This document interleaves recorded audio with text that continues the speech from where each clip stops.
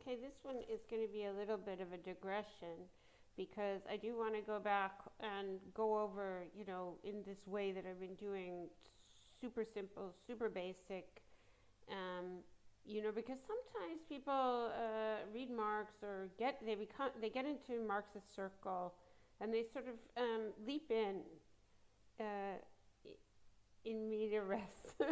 They leap in, without uh, the very ground level of like the way Marx was probably taught to children, in elementary school in the Soviet Union. Um, Very few people now, Europeans and Americans especially, are ever taught Marx that way from like zero. So you sometimes leap in, and your approach to Marx is like, oh, I just corrected something that I already thought. And so sometimes things are skipped. And the things that are often skipped are things that are just, Marx, one of the famous things about Marxism is it discusses how political economy, that is the science of economics, skips everything. That you just start with a certain vocabulary of abstractions that are, most of them are, mystifications or sheer fantasies, of, things that are bourgeois ideology. You have to accept certain paradigm and its elements, and you can't really you get lost as you start to think as a Marxist if you don't go back and clarify all of that. So eventually I'm going to clarify all that, but right now I'm going to actually exacerbate the problem because I want to talk to people who are on the same page with me about capital, now, about the transition, because this is what's interesting everyone too. So in a way, this is going to be the preview for the movie. This is the trailer. So capital, we see now my theory, my thesis, my assertion, my claim is that, capital is expanding. One of the things is we know everyone agrees, including the wonkiest, right wing, the libertarians and the social democrats and everyone. There's too much capital. There's too much capital. It doesn't just mean money. There's too much capital, there's too much claims in an empty form to for capitalism to function, because as we were just discussing, the falling rate of profit, as capital, if there's too much of it, if there's not enough to buy, if there's not enough to invest in, then it's not worth anything, because capital is devaluing unless it's accumulating, unless it's exploiting some labor, or in some other way expropriating the exploitation of labor that's happening elsewhere. Unless it's doing that, it's devaluing. So there have to be opportunities for it to do that, and the actual use values, the world, human beings, labor, the earth, property is finite. Even though there was always a kind of infinity in that the property could go deeper and deeper into something, in a way. More and more abstract property could be created, different kinds of things could be abstracted, separated, qualities of things, properties of things. Let's say you could sell, the smell. You can actually, that's what perfumes are. You could sell the smell of wood separate from the physical wood or the color of wood. All these things, technologies develop, but also property, the sophistication of property develops. And then that's actually labor to separate all these things, produce them separately and bring them to the market. Oh, I wanted to say something. Okay, so my signpost, though, is I'm going to capital's infinity, capital expanding.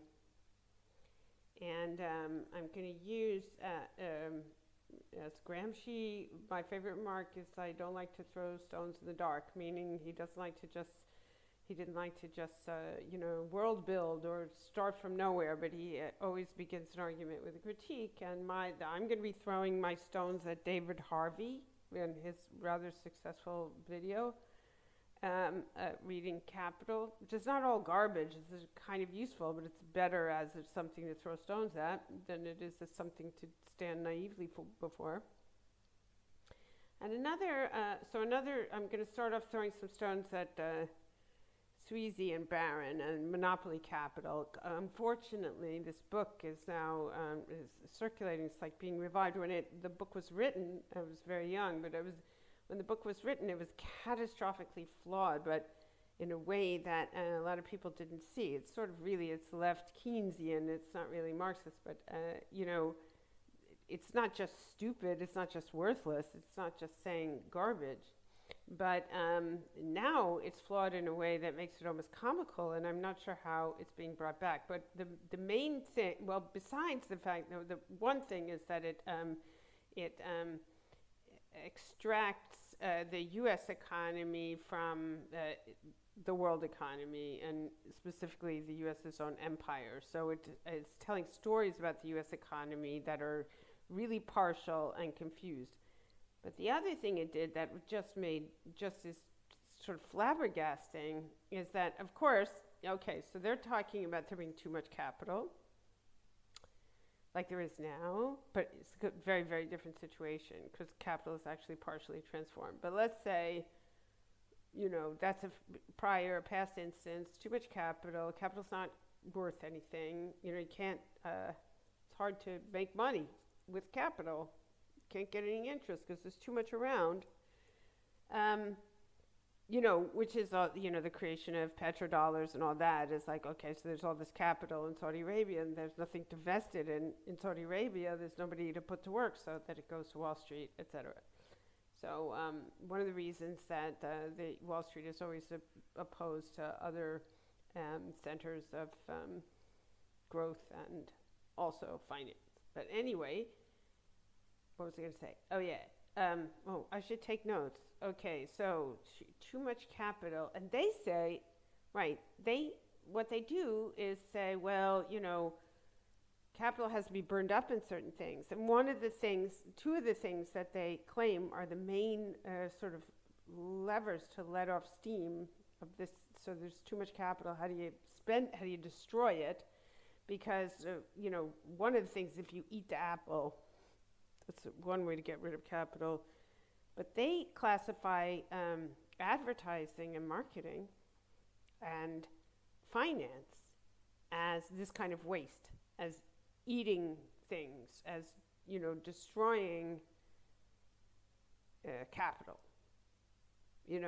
using them up. When it's rather obvious. And then, a few years after they said that, of course, these two sectors, except for the real estate bubble, are the only represent all the growth, economic growth in the U.S. really at all, since since the end of the process of the successful world financialization. That's all the growth in practically all of it was the real estate bubble, but these other two things, like especially advertising, if you media, the new media, and of course finance, which was a much smaller business, but they had this conception that it was burning up capital, that it wasn't itself a commodity form of commodity production. Obviously, we know that it was. So it is. So, but what is it doing? It's commodity production, but something new, because really what we're dealing with these two industries that they thought were waste, they are they're making kinds of capital, kinds of commodities that are actually transitional forms. They're actually carrying out the sublation of capital per se, of the commodity as such, as a store of value. And the end game, so now we're at the point where capital can be in many places at once. And I mean this literally, that back in the day, also in the, let's say, take Marx's classic description of capital and why we know why it's always been our belief as communists, that the proletariat can um, overthrow the ruling class and bring about communism. One of the things is the proletariat, as opposed to other classes, which became revolutionary forces elsewhere as well, and it's the peasants, especially in China, but the and elsewhere. The proletariat has this special place because they have their hands on all the capital, which is a big machine, right? So, in a factory, all the capital is sitting there in this fixed form, constant form, and it has then at the capital, in order to not depreciate, it has to be constantly exploiting more labor, constantly accumulating, vampirically. It has to drink blood, and the proletariat can shut the machine off, which means shutting down capital accumulation.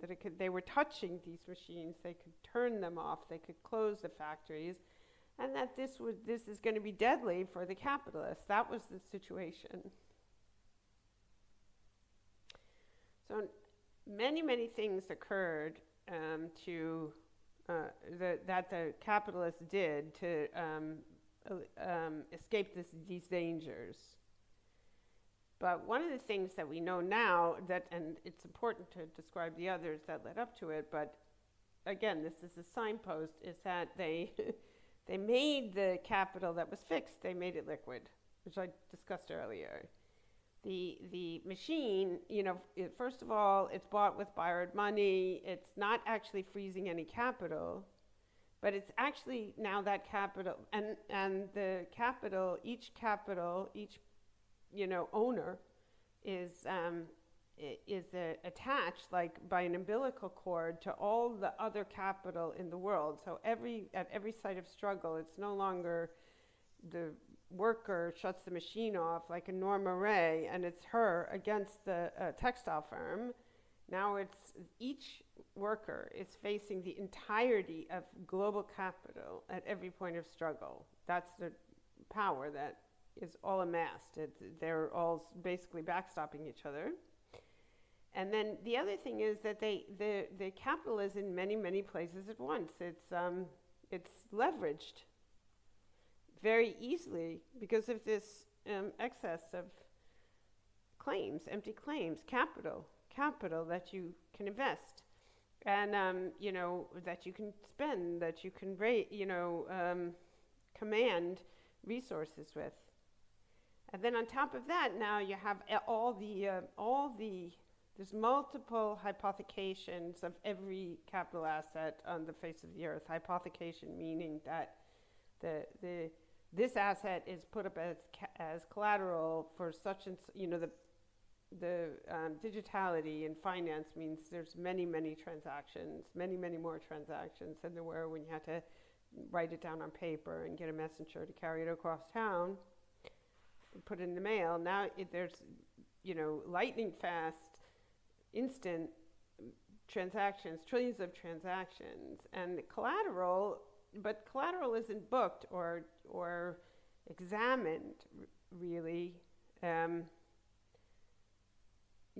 very frequently. So once in a while. So you have collateral is used multiply to raise capital liquidity. So we don't even really know. Nobody really knows how much hypothecating there is. Like how many times this, very valuable office building on Park Avenue, what kind of finances, what kind of obligations have been undertaken on the strength of this collateral. Probably everything in real estate is multiply hypothecated. I have no idea how many times, 10 times, 100 times. Doesn't really matter. It's gotten to the point where it's sort of infinite. And the other thing, as I explained in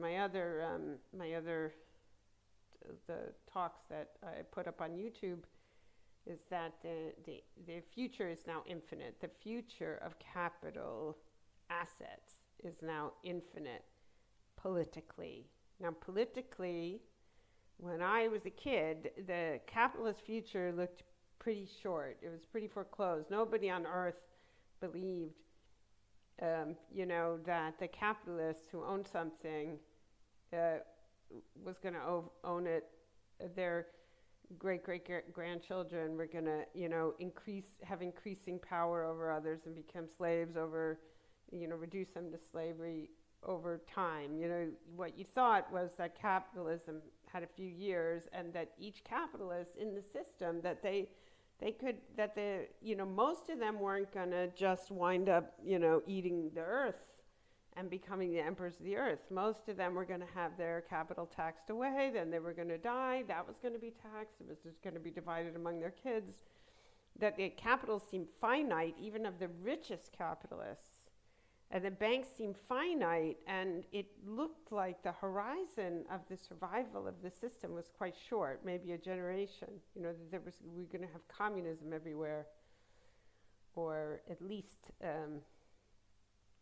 constant rollback of capital assets and seizing them and redistributing them. That seemed like the name of the game.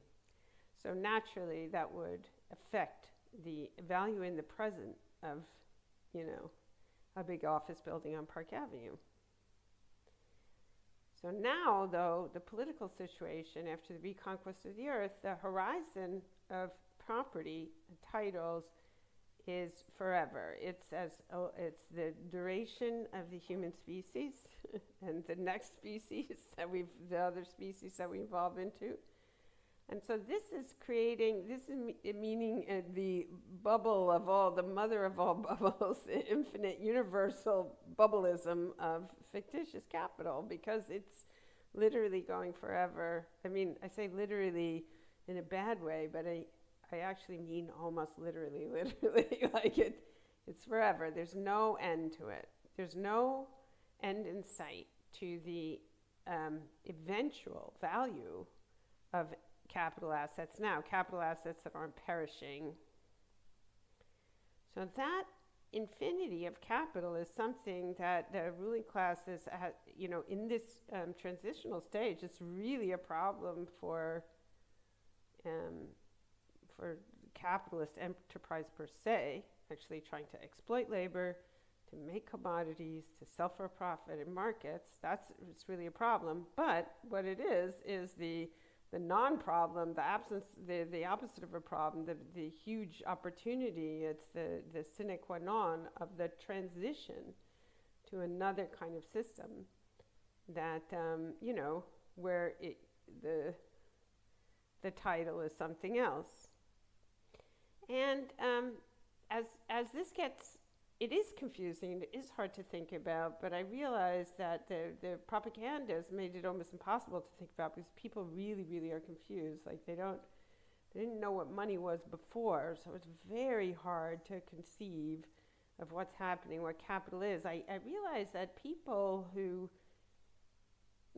commentators, dissident commentators, and of course the idiots, the sleaze and the idiots are floating to the top, being pushed to the top by the platforms and the highly monopolized media, more monopolized than ever. But they think things like, for example, they picture a billionaire as someone who literally has $1 billion somewhere. As if someone with who's that rich would be holding their assets in money, currency. Obviously they don't.